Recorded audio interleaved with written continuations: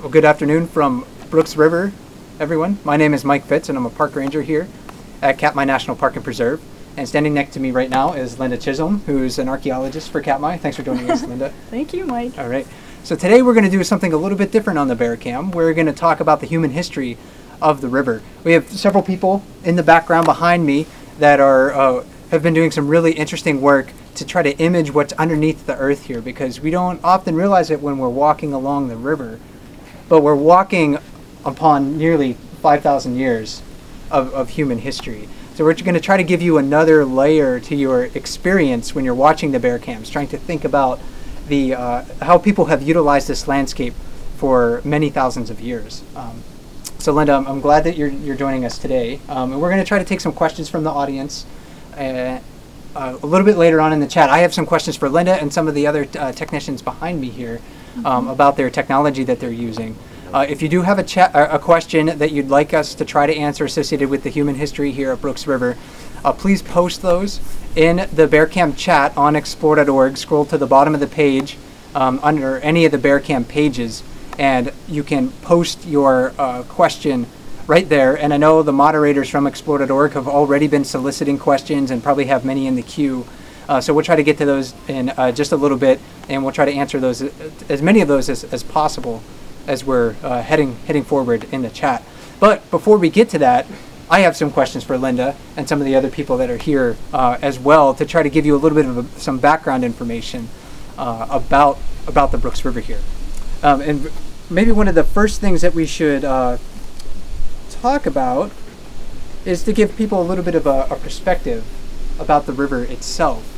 You know, Roy and I think, have mentioned sort of offhand, you know, from time to time during some of our other chats, that people have lived here for a long, long time, but we don't really see some of the, I guess, some of the features of people that were living here. So I mentioned I had a roundabout number of about 5,000 years. It's probably less than that. How long have people really been living along Brooks River? I think it's approximately 4,400 years, and that's just what we can tell at this point. And certainly within the park, we have other occupations that date back to 9,000, perhaps even 11,000 years that people have been here. So it's quite likely that there could be some older stuff here. We just haven't found it yet. Right, right. So that's, I think, one of the things that we'll get to in the chat in just a little bit, is how we can maybe better understand what's underneath the earth without actually digging a hole. So it would be kind of interesting. We'll show you a couple of images of some of the work that's been done fairly recently. You know, we talk about people have been living here for a long time, but what about the significance of the human history along Brooks River? I mean, we just don't have one person or one culture living here at one point in time. It seems like this has been a gathering place for people for many thousands of years. Right, and we talk about continuous habitation at the Brooks Camp area, but when you look at the archaeological sequences, they're punctuated by volcanic events. And so what happens, at least archaeologically, it seems as if we have a closure of no occupation, and then we get these reoccupied, maybe 50 or maybe even 1,000 years later, these reoccupations from people who seem to hail from north of this region, and even from Kodiak Island late in prehistory. So we get different cultures coming into this area.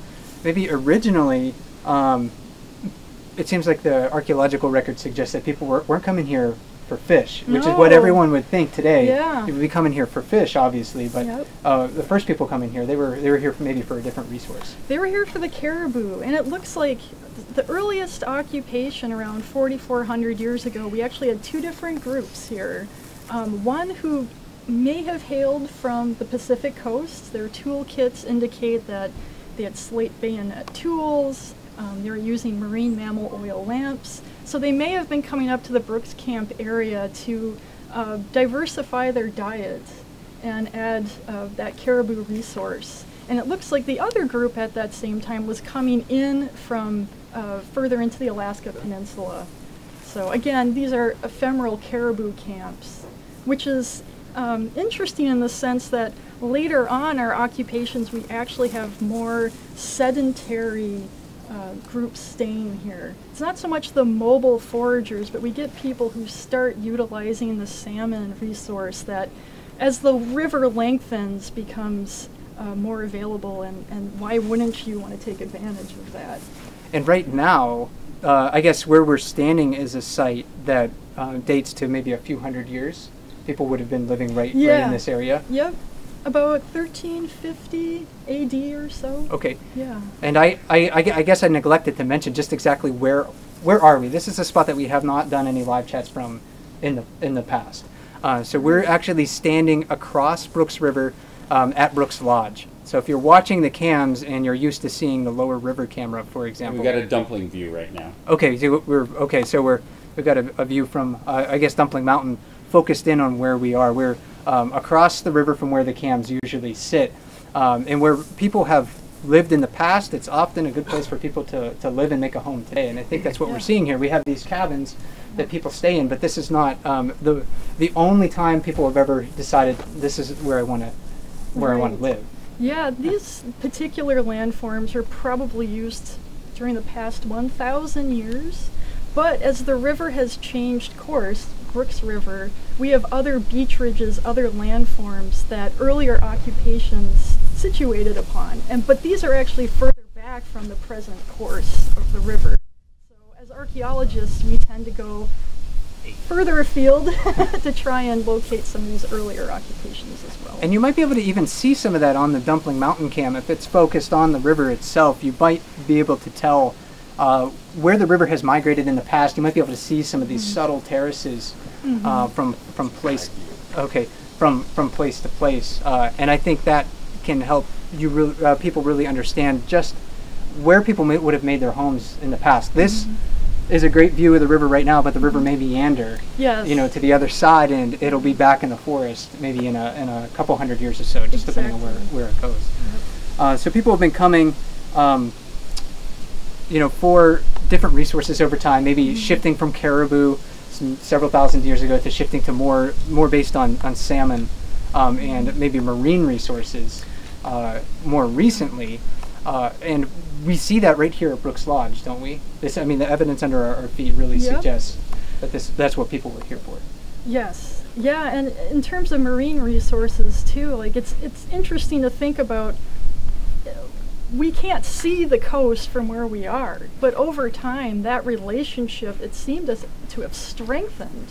So we get tools, implements, faunal materials, bones that suggest that people are using seal oil to heat lamps. People are using slate tools to hunt seals and belugas and all sorts of things. So, and yet they're coming up here and also taking advantage of the salmon runs. So one of the challenges I think that we're faced here at Katmai is, well, protecting these resources that we're standing on right here. I mean, if we were to dig into the earth right here, we would probably easily uncover many archaeological resources.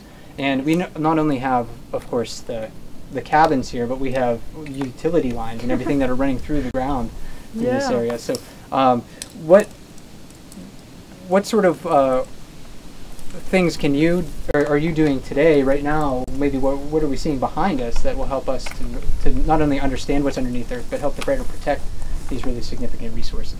Right. So excavation, as we might all imagine, is labor-intensive, time-intensive, especially the analysis that we do post-digging to understand what's going on. And it takes a little bit of time to parse out the actual structures that we may only be sampling in a small bit, but with the ground penetrating radar, we can actually get images of entire structures fairly quickly. That would take a couple seasons for us digging to get that information.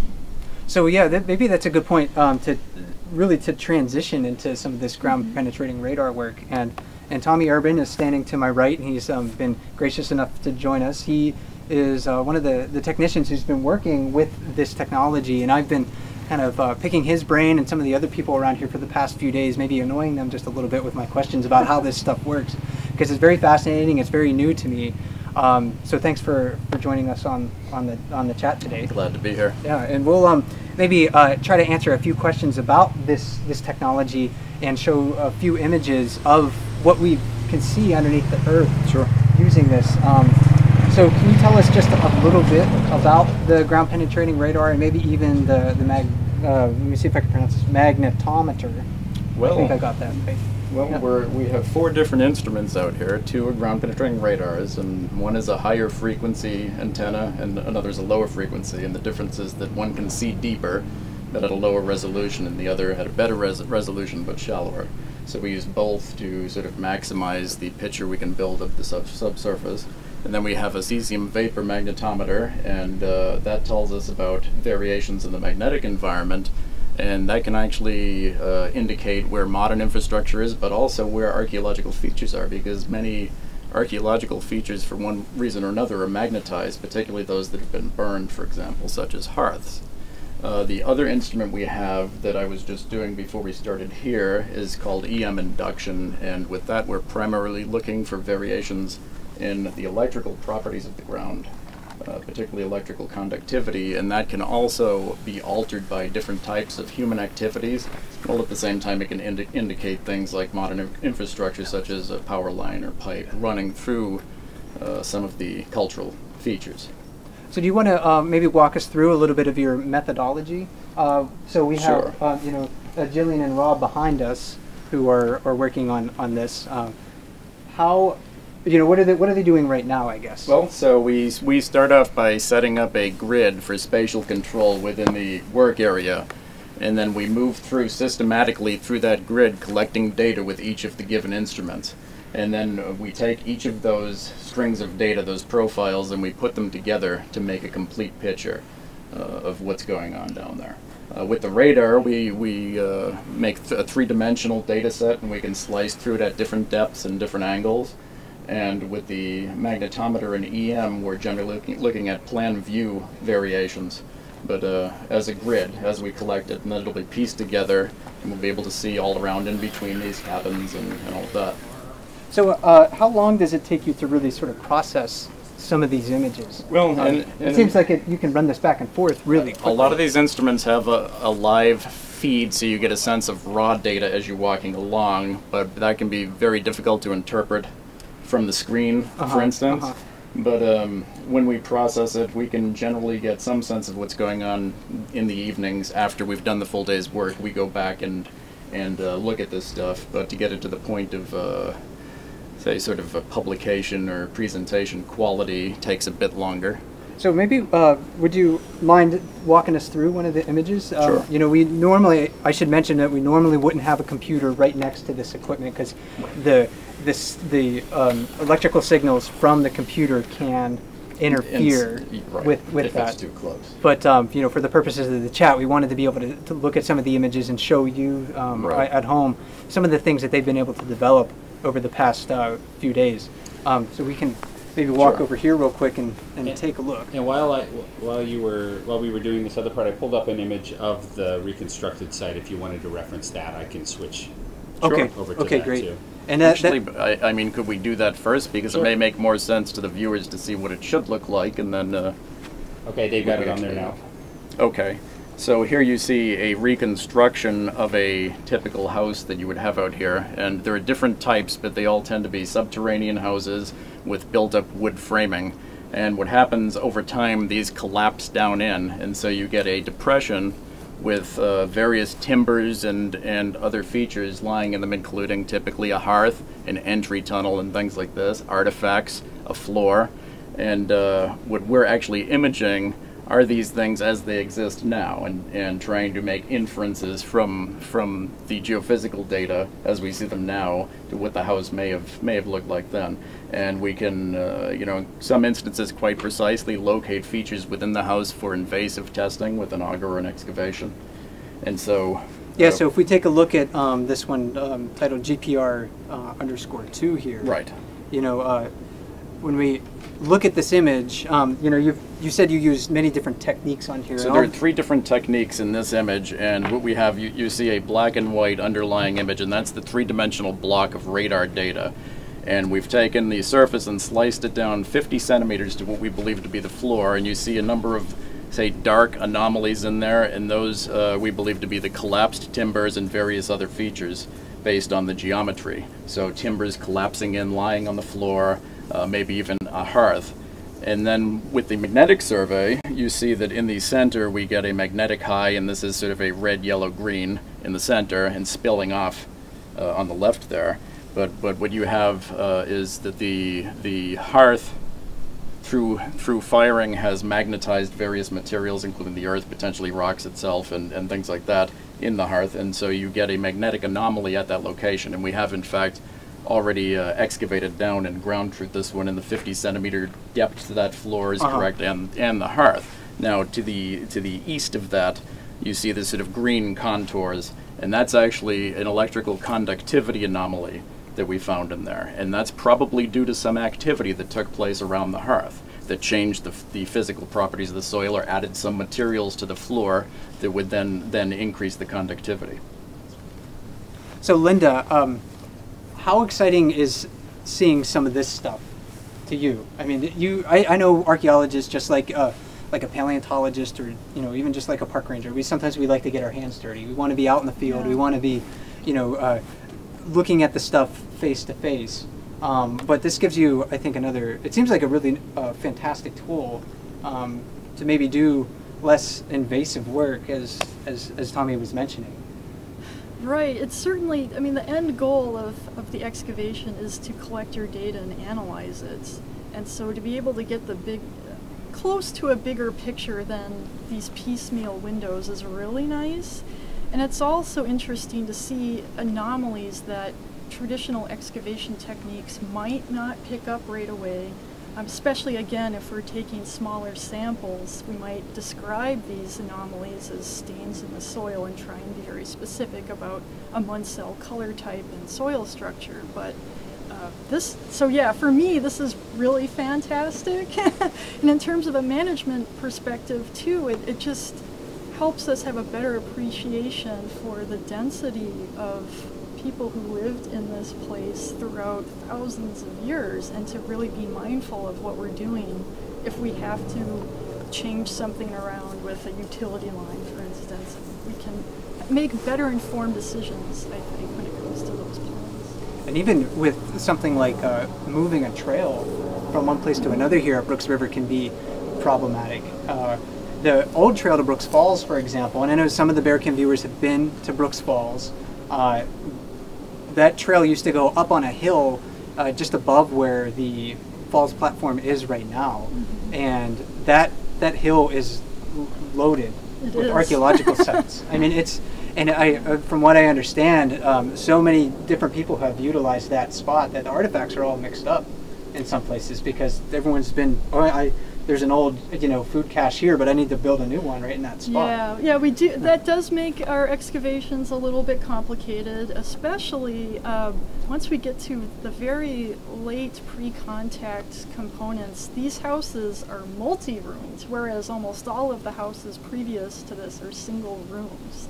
So when archaeologists first started testing and working here, it was like, what is this? Is it multiple houses all one on top of one another? And yes, we do have that, but ultimately what you want to do is get the full picture of what you're working with. So our GPR is really going to help with that. Yeah, and I was very excited to really interesting stuff. They've been surveying all over this area, and that's why kind of the ground here, the grass has been mowed down, because they've been trying to get a better idea of just what's under here, because we have very significant features right where we're standing, and we also have utility lines. So in the future, that'll help us to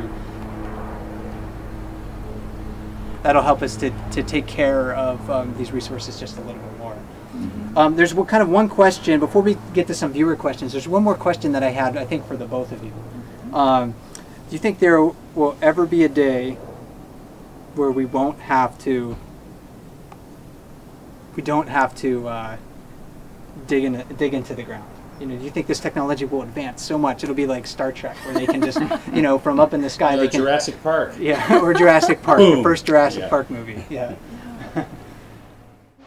So we typically don't have sound on our bear cams, and so I think people might think that it's a little quieter around here than it actually is. When we have all of these airplanes buzzing overhead, especially in July, Brooks River is a very noisy place. And that's maybe actually something a little bit different than what people experienced here up until just about, well, 60 years ago, 70 years ago, when people first started flying planes in here. I think when people were living here, you know, AD 1300, 1400, when people would have been living right in this spot, you know, natural sounds would have predominated. Yes. You would have the sounds of family and children and everything like that, but there's certainly no airplanes. So this is a little bit of a different place, but we're the latest culture to occupy this spot. So we do have a few viewer questions, and if Tommy, you want to stick around in case we get some questions about the technology, that would be just awesome. The first few that I have here in the queue are kind of more basic questions about people that have lived here in the past. But one person wants to know, you know, really who were the first people to settle in this area, and you know, where did they come from? Well, it's hard to assign a culture, you know, that we would recognize to people who lived here 9,000 or 4,500 years ago, but we can think of them as living in the mid-Holocene Americans, hunter-gatherer, foraging people, mobile people who were subsiding upon natural resources like caribou. Today, we recognize the descendant communities as our local Alutiiq people. We also have Yupik people who are probably very closely descended living in this area as well, and perhaps Onangan people down on the Aleutian Island chain. And Katmai, in more historic times, has been a little bit of a borderland between different cultures. So we had maybe this area here at Brooks River, the Savanoski drainage down the lake from where we are, and on the Pacific side of the park, more of an Alutiiq culture, and then towards the Bering Sea side, where this water eventually goes, would be more of the Yupik culture. Yep. But long ago, of course, you know, the people weren't leaving a written record. So they didn't write down, we are so and so. So the older cultures here, like you said, you know, we can kind of guess what they were doing, right? But you know, to say who they were, you know, kind of the names are something that archaeologists have assigned to them. So for instance, we refer to a Norton tradition, and that refers back to a place name, historic place name in northern Alaska, but that's not necessarily, and obviously not necessarily what those people would have called themselves. So. And what, you know, kind of a related question to that is, have these people been linked to people in other regions of the world? You know, Alaska seems to be, you know, for all due purposes, a spot where many people migrated into North America. So we have, you know, if we had a culture here a few hundred or a few thousand years ago, did we see these cultures and evidence of relationships between these cultures in different places? Yeah, I can think of a couple examples, both more locally and then more distantly. Locally, we get, again, influences from northern parts of Alaska around the Bering Sea. We also have an instance late prehistorically where it looks as if people from Kodiak Island came back after one of those eruption events and re-inhabited the Brooks River area. And those people had a tie back to, again, northern Alaska themselves. So you see sort of this cyclical thing.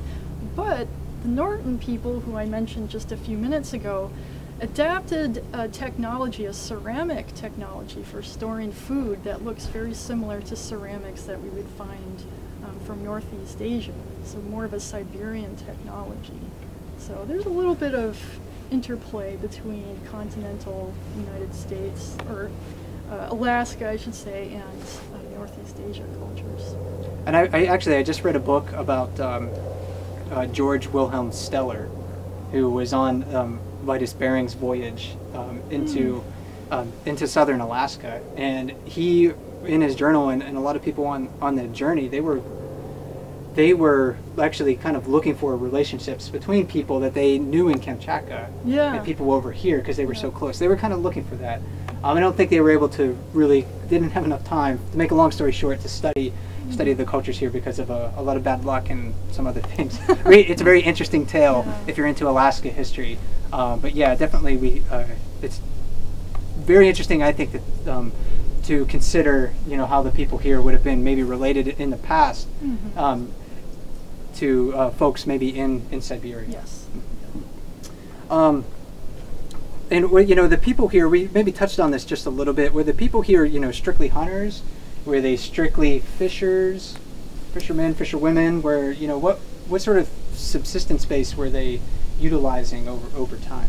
Right. So we think of people as forager hunter-gatherers. So you're kind of just taking in all the available resources. I wouldn't say that people are dedicated just to one particular animal, although later on in prehistory we do see a real focus on seasonal salmon fisheries or seasonal cod, for instance.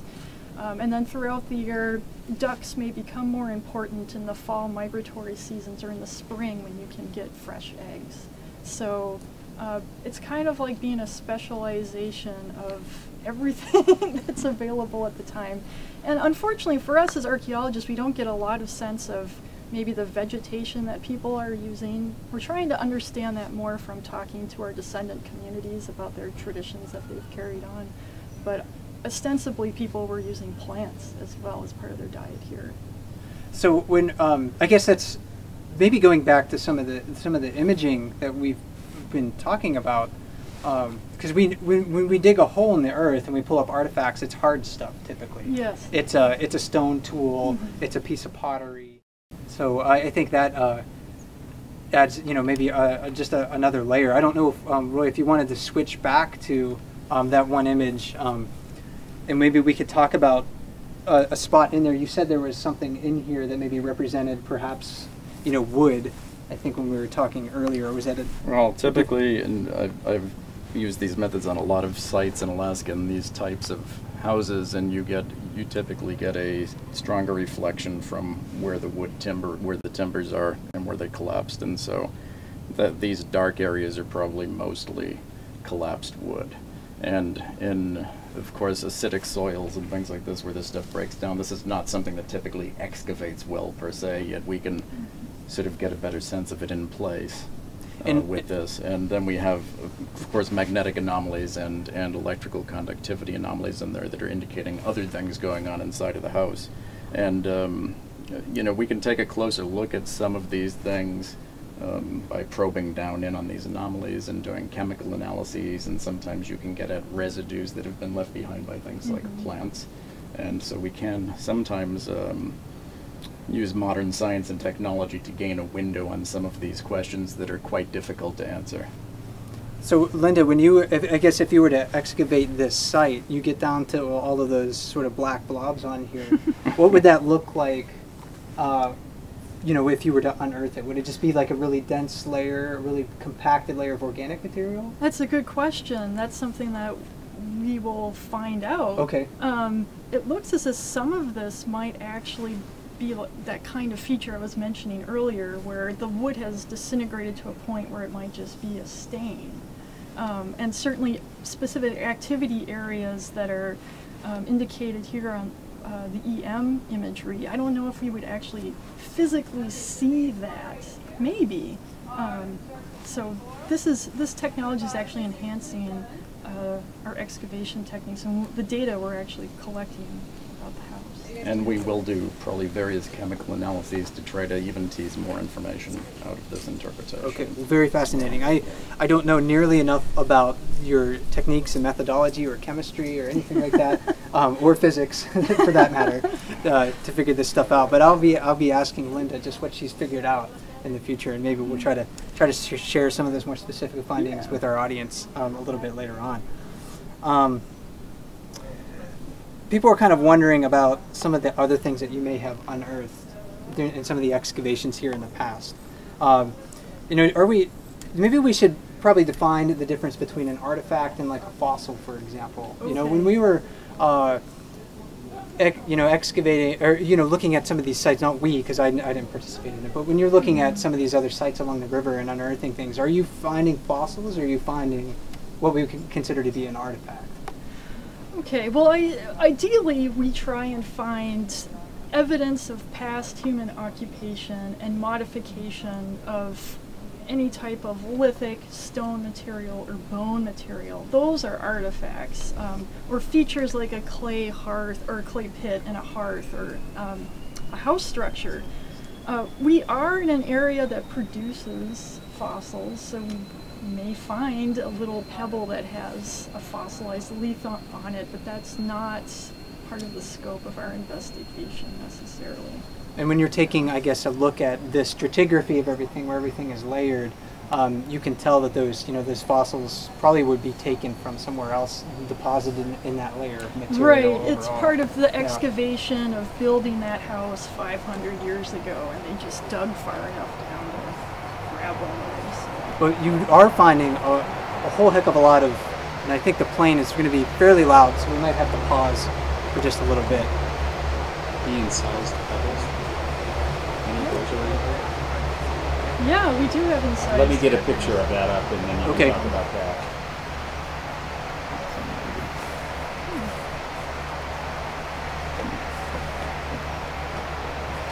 You might be able to start talking now. Okay. It's getting quieter. Okay, so the incised pebbles are actually an artifact type that's very specific to the Bluffs phase occupation here at Brooks Camp, which is related to the Kodiak Islands culture that I mentioned earlier. So this group of people that came back to Katmai after volcanic eruption, and they're interesting. They just look like little river cobbles or maybe little tablets of slate, and they've been etched in such a way that it shows a stylized human face, we think, complete with regalia like earrings, maybe a headdress, labrettes, which is a type of facial piercing that you would find under the lip or around the nose, tattoos, and then also an image of a parka style. And in some cases, you may even be able to extrapolate what kind of material the parka was made out of, like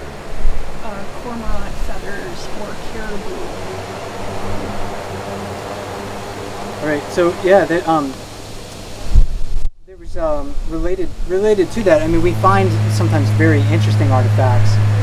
Some things we don't really know the meaning behind. Was somebody just doodling? Repeat that. Okay.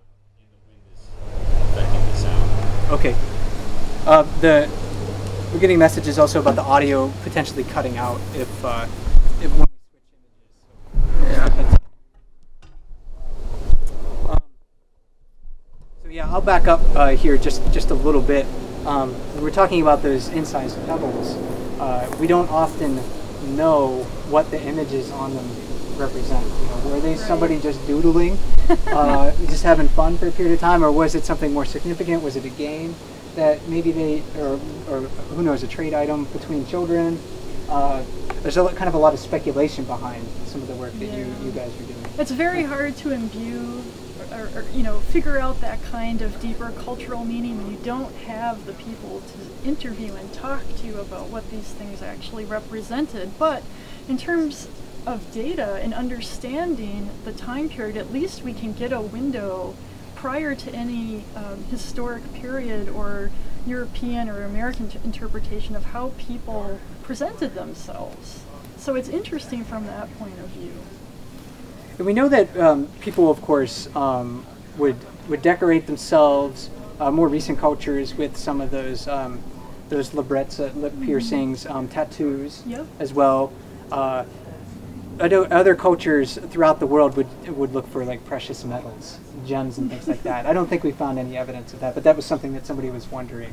Well, so there are some materials that are considered precious, at least from our understanding from the ethno-historic period, which would be 1800s, 19th century, and late 18th century. Those include local materials like jet, which is a type of coal that is local to this area, amber, and dentalium shell. So those were considered precious rather than silver and gold. Okay, yeah. a lot of people have, I think, prospected this area looking for gold and silver over time, but nothing really ever happened with those prospects. They pulled a little bit of copper maybe out of Katmai, a little bit of gold here and there, but this certainly wasn't a place where you could find large deposits of those items. What about the archaeological finds that, or resources that you handle? If we end up doing an excavation, for example, here, what would you do with a stone tool or a bone that you pulled out of the earth? So we'd like to understand more about these materials, more than just, oh, I have a tool. So there's a couple different things we can do. They all get archived and accessioned into a museum facility that the NPS has in Anchorage. And sometimes we loan out these materials to graduate students or to professors at universities or to museums to give us a little bit better idea of how these tools were used, what kinds of animals people were utilizing in great numbers at a particular time. And every year here, are you doing archaeological research? We try to have at least 1 or 2 research projects going. We also have a compliance project where we come out and test in advance, well in advance of any potential groundbreaking that we might need to do for infrastructure purposes. And Roy, I just got a message from Jonathan that said the audio is cutting in and out. I don't know if you're hearing anything different, but okay. Can I go put stuff in my cabin? Yes, you can. We can move. Yeah, why don't you guys move out? Yeah, here we'll move anyway. back out to the river over here. So, we were in that location to try to demonstrate some of that other technology. But I know that it's about time for people to start moving into their cabins for the day. So we want to give them a little bit of space to go about their business.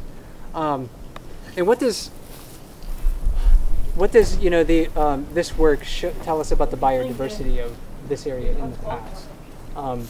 Going back maybe 4,500 years ago, up until today, are we seeing sort of the same assemblage of plants and animals here, or have they really changed over time? Well, 4,500 years ago, I don't think we have a lot of indication that suggests that animals and plants have changed that much. I should qualify that statement and say that it's our bone preservation. It's hard. Once you get past 1,000 years, the bones don't preserve so well. So we're extrapolating those ideas from the tool technology. But it looks like it's the basic type of animal classes that we would be familiar with today. We know that perhaps mammoths lived here a long, long time ago, but we're not that old. Yeah. We're not finding like mammoths and no. Short-faced bears or any of those real old Pleistocene, dire wolves here. It'd be really cool. I would love to find a mammoth tusk. It's one of my dreams. It'd make my day, make my year, make my decade maybe if I found a mammoth tusk. But these sediments just aren't old enough for those sorts of things. Okay. We did recently investigate a mammoth up in Bering land bridge with ground penetrating radar just a couple of months ago. Okay. For Park Service. Oh, very interesting. So I'd love to see the image of that. That would be pretty neat. And when let's see here, a couple other questions just popped into our queue. When new buildings and other structures are planned at the Brooks River, are the archaeologists part of the environmental impact plans? What role do you play in those constructions? And I think that this sort of stuff is part of that process, really.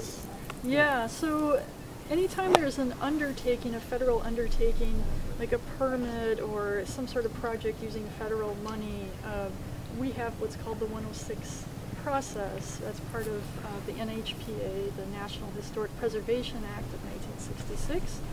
And we come in and we assess if there are cultural resources in the plan, the area of proposed effect, and if there are, would this project have an adverse effect to those resources? And ideally, we try and plan, especially here at Brooks Camp, where cultural resources are all over the place, to just avoid having any sort of possible adverse effect where we would then need to go in beforehand and mitigate the resource, remove it before we lose that data.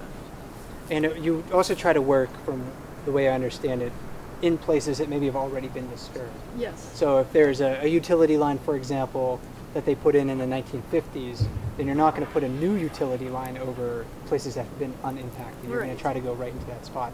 And you can actually see the utility lines. Right, that's one of the other things that we're doing out here is aiding with the compliance. And so you might think that a lot of this infrastructure, you have a good schematic of it all, but that's actually not the case because these things have been laid out at different times, as you said. And so there are a lot of different lines and pipes running out here that we don't know about, and we find those in our imagery as well. Yeah, we're somewhat... We found quite a few. So, okay, quite a few. In certain areas, We're sort of reliant on people in the past giving us the right information, good information, but sometimes things get lost. You know, hey, I told my employee to go, you know, draw a diagram of just exactly where that water line ran, and that person had to go take care of something else. So, I think this work will again yet aid us into protecting this stuff that's right underneath our feet here. If people are wondering, maybe we can answer this one fairly quickly. We'll try to stay with everyone for at least another 10 minutes or so, since we started a little bit late. So it's a little bit after 4 o'clock, and I guess since we're more than halfway through our chat, I'll just reintroduce myself and the people standing next to me. You may know me. My name is Mike Fitz, and I'm a park ranger here at Katmai National Park and Preserve. Standing at the controls today in our producer studio is Roy Wood, so you may hear him chime in from time to time. Producer studio. You should see it. It's a golf cart, basically. And standing to my left is Tommy Urban, who's been running some ground penetrating radar and some other very interesting techniques to try to image what's underneath the earth. And Linda Chisholm, who is one of our park archaeologists here. So we're really glad that you could join us today and help us out and help sort of illuminate sort of the human history of the Brooks River area. So again, we'll try to stay with you for another couple of minutes here. Mike, while we've got a break, I don't. Well, I guess my audio is probably pretty good. If you go to our website, you can download some books that will explain more information about this, like Story of a House. And I don't remember the link for that, but it's under the ebook section on our page and on our website. So there's a lot more information about the cultural resources of this park on the park website. Yeah, especially if you wanted to get a good understanding of some of the techniques used here in the past to excavate some of the homes. Story of a House is, I think, a fantastic book to take a look at, written by the archaeologist who really pioneered the work here along Brooks River, Don Dumont. So he, most of the stuff that we're basing our work on, if not all of it, really is kind of based on the foundations that he set aside. So he did a lot of work right in this area here, and we're trying to build upon that. So I definitely would recommend everyone download a version of Story of the House for themselves. It's not a huge download. Certainly a lot smaller than the Bear ID book. So you can blame that file size on me. Story of a House, that was someone else's book, so it's a bit smaller. So yeah, we'll try to get to a few other questions here before we end the chat. How many archaeological sites of habitation are really known on the river here? That's something that we talk about, but maybe we didn't actually place a number on it. And when we do place an estimate on it, I think it really surprised me. It's overwhelming when you think about it. One thing we should mention is Brooks River is an archaeological district that's listed on the it's a National Historic Landmark for that very reason. And just in the Arctic small tool tradition alone, we have about 100 semi-subterranean house structures here, which is very unusual for that time period. And elsewhere in Alaska, that's about 3,600 years ago. So that's just that one culture? Just that one culture. Elsewhere in Alaska, those people were still very mobile, but here they were taking advantage of the salmon resource and building what we would consider more substantial houses rather than tents.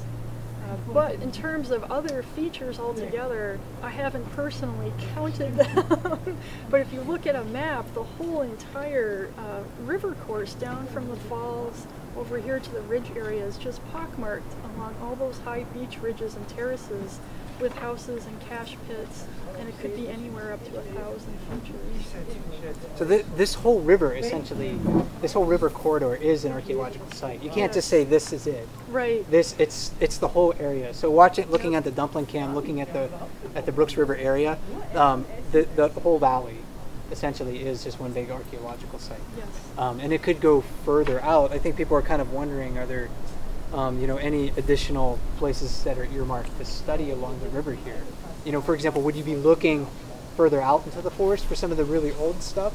Or do you think you're going to kind of maybe focus on the stuff that we potentially could impact in a negative way, right. Right along here? It's a good question, and it just depends on our research or our compliance trajectory at the time. A few years ago, we did a survey further back up the Valley Road for housing area, and on one of these beach ridges that actually wasn't visible from the ground, we found a small little flint knapping site.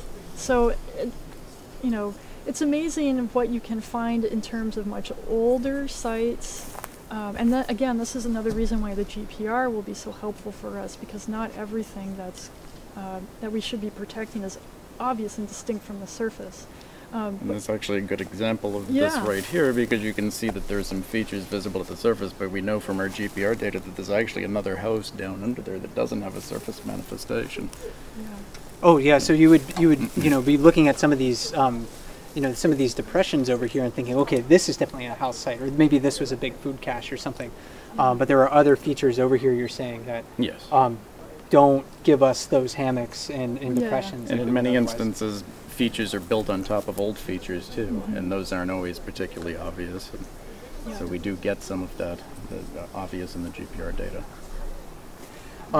There was, oops, my iPad went to sleep here. Pardon me for that. Yeah, so we'll be, I think, looking for opportunities to study additional sites. But I think there's probably a dozen PhDs, maybe.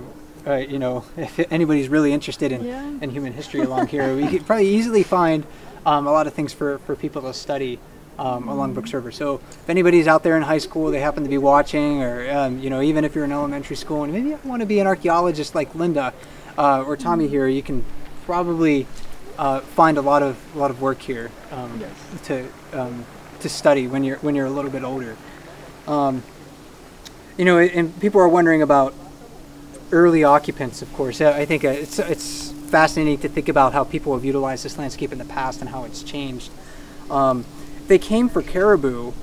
Some of these really early people. Are there caribous still in this area, and are they still utilized as a food supply for local people?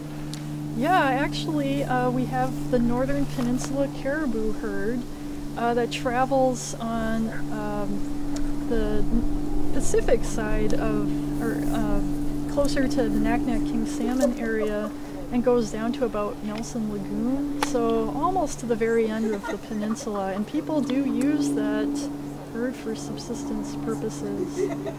And actually, in the early 20th century, we had villages that participated in reindeer herding, and reindeer are a domesticate version of caribou.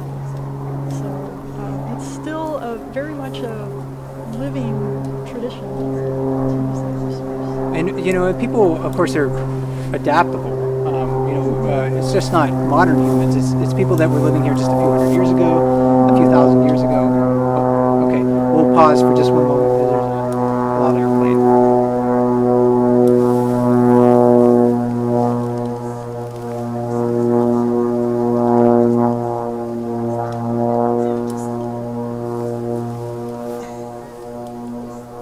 Okay, so I think that the airplane has maybe moved just a little bit further away for us to speak once again and for you to hear me. But we were talking about, where I was mentioning that people are certainly adaptable. Modern humans are adaptable. People that were living here a few hundred years ago were just as adaptable as we are, utilizing different food resources. Several thousand years ago, the same thing. And it's coming back, so we'll have to...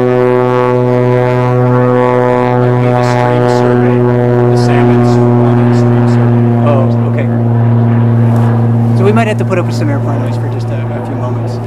One of the one of the resources that people utilize here today that wasn't here, seems like, at least from oral tradition and what we find in the earth with some of the past excavations, is moose.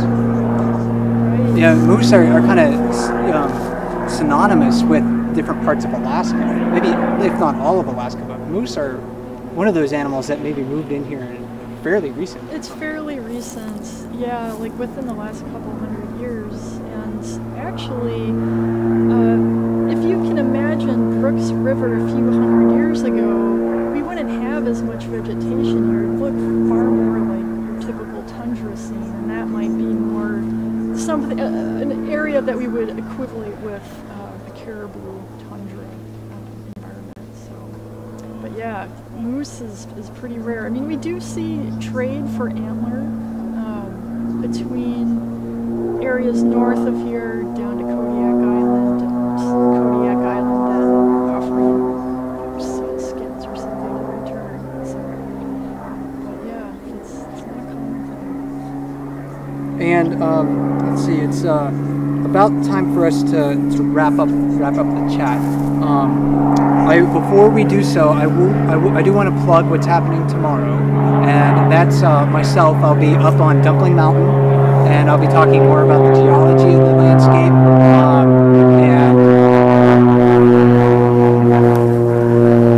that is the salmon circle. Okay. It's a wheeled plane circling out here. So yeah, we have some bears coming our way too. So we may have to get out of the way here shortly. We'll we're find not out. getting out of the way. Not with our studio. So our studio is somewhat mobile, but maybe not that mobile.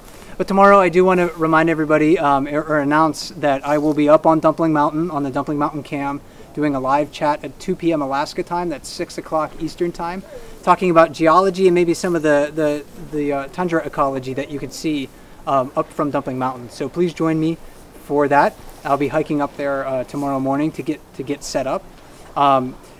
Today, I would certainly like to thank our guests that we had on the cam, Linda, Tommy. We had Rob and Jillian behind the scenes to help give you a better understanding of the human history along the river, because this is one of the most important places in Alaska to learn about how people have changed over time, how they've utilized different resources over time. So the next time you're watching the cam and maybe no bears are around and it's sort of just panning on the scenery, think about what it would have been like to make this place your permanent home. Maybe you weren't looking at a bear, for example, as something just fun to look at, but maybe you were looking at that bear as something that you can use to help you survive. So flip your perspective from time to time. Think about how people utilized the river in the past, and that'll help, I think, maybe just give you a little bit of a deeper understanding of change along the river, home along the river, and all of the different people that have called this place home. And myself and Linda were probably just the first people to do that. Hey! You keep talking, right? So what is happening over here, that was number 273. She is the mom with the cub that we've had seen on the camera over the past couple of weeks or so. And she seems highly inquisitive about buildings and our objects. So our bear technicians are trying really hard to dissuade her from getting close to the buildings. So they've been waiting over here probably for the past 45 minutes or so, watching her, and she walked behind us and she came up near the building. So they're trying to persuade her to stay out of the camp area. So when Michael ran behind me over here and Dan followed, those are some of our bear technicians, and they're looking to just make sure that they can keep bears out of trouble by keeping them away from these buildings. And she seemed to be fairly content being out there in the river for a while, but then this other bear came along. Oh, there's another bear? Elbow, Okay. And that's okay. what pushed her pretty quickly Okay. up into here. Well, thanks again for joining us. Thanks for staying patient with us and sticking with us until we got some of our technical issues worked out. And I'll see you tomorrow at 2 o'clock Alaska time. And again, thanks, Linda. Thanks, Tommy, for joining us.